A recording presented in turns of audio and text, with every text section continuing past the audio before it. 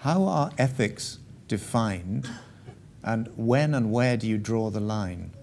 But can we start with you, Jochen? Well, I think we all individually need to decide where to draw the line, but what we try to do leading up to this event is to actually define what we call a moral compass, or the key aspects and principles that ultimately can drive our decision making. And we've developed a very simple tool. We're saying if what we're doing is fair, honest, positive, and creative, it's a go.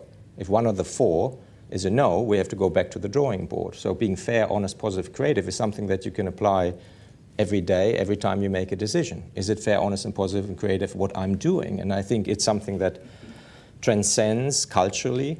From a religious point of view, it's something we can all sign up to, and we can all embrace it and do it on a daily basis. I mean, I've personally been doing it using the 4 keys for quite some time, and it's helping me on a daily basis to actually stay on track. And I think that's where ultimately we can apply ethics to our daily lives. We all have corporate conduct codes and long pages of what we should do, but ultimately if we don't take it into our daily lives and live it on a daily basis in how we do business, it just becomes words. And I think it's important that we have practical tools that we can use and implement globally.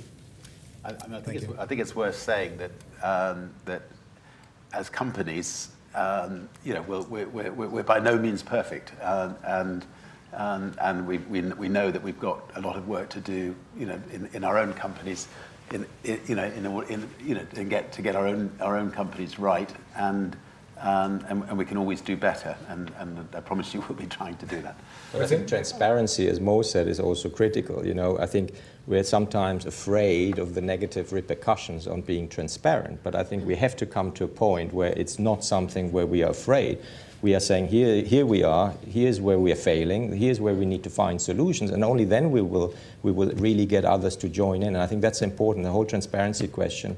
We're trying to hide behind this big shell because we're afraid. And being able to talk about our faults and shortcomings, I think, is important. And it's not something that all of us dare collectively. I think we will definitely do that. Yeah.